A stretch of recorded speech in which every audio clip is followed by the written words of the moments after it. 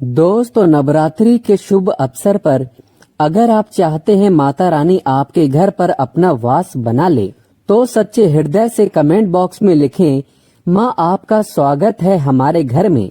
माँ के लिए एक लाइक तो बनता है।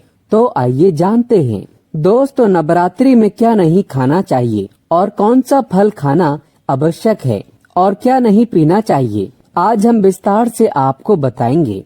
दोस्तों, शास्त्रों के अनुसार बताए गए व्रत चाहे किसी भी प्रकार के क्यों न हो, उनसे जुड़े पालनों का नियम करना अति आवश्यक माना जाता है, क्योंकि जो मन के मुताबिक किया जाए वो संघर्ष नहीं कहलाता।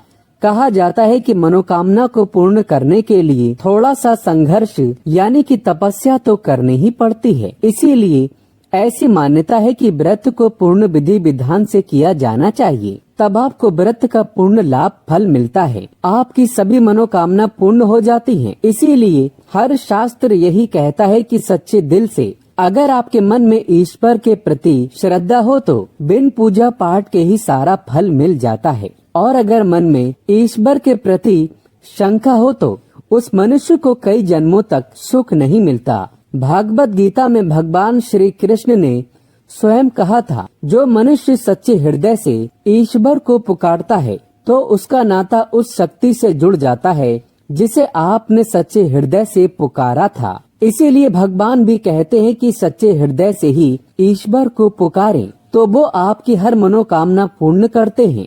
कई लोग ऐसे हैं जो भगवान के सामने घंटों पूजा पाठ करते हैं तथा रोते हैं, फिर भी भगवान उनकी कभी नहीं सुनता। दरअसल जब आप सच्चे मन से ईश्वर को पुकारते ही नहीं हैं, तो भला वो आपकी पुकार कैसे सुनेंगे। दोस्तों, ये तो थी वो बातें जो भक्त और भगवान के बीच की हैं।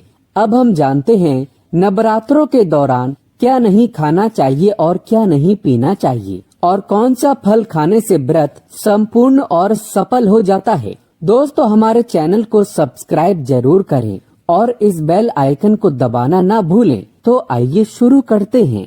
दोस्तों, नवरात्रि के दिन सेब जरूर खाना चाहिए। शास्त्रों में बताया जाता है कि भगवान के भोग में सेब आदि जरूर अर्पित किया जाता है। अगर आपका व्रत है तो आपको सेब जरूर खाना चाहिए। केला, पपीता, तरबूज और मीठे अंगूर जरूर खाना चाहिए। इन फलों से व्रतधारी को शक्ति मिलती है और व्रत संपूर्ण हो जाता है। शास्त्रों में बताया जाता है कि नवरात्रों के दिनों में सीताफल जरूर खाना चाहिए। सीताफल खाने से 10 ऐसी बीमारियां हैं जो खत्म हो जाती हैं। माना जाता है कि नवरात्रों के दिनों में सीताफल का घर में प्रवेश होना बड़ा ही शुभ माना गया है। सीताफल खाने से नवरात्रि का व्रत सफल हो जाता है, क्योंकि इसमें माता सीता का आशीर्वाद मिला हुआ होता है। नवरात्रि के दौरान इसे जो भी खाता है उसे दुखों का सामना नहीं करना पड़ता। सीताफल आपको जरूर खाना चाहिए। दोस्तों, नवरात्रों में व्रतधारी को डब्बा बंद लस्सी, डब्बा बंद जूस नहीं पीना चाहिए। उसमें कई केमिकल मिले होते हैं जिसके कारण आपका व्रत टूट सकता है।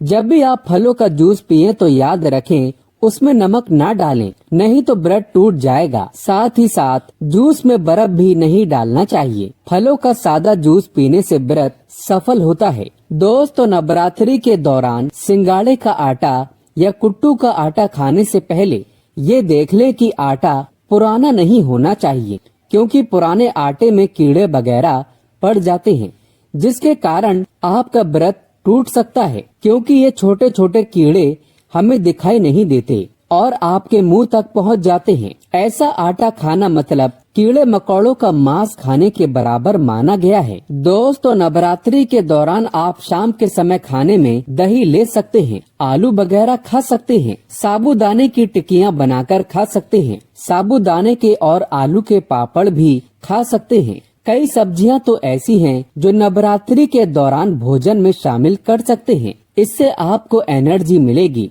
और व्रत सफल हो जाएगा। नवरात्रि के दौरान आप दूध पी सकते हैं जो आपको ताकत देगा। चाय वगैरह भी पी सकते हैं, लेकिन याद रहे उसमें नमक ना डालें। एक बात का ध्यान रहे,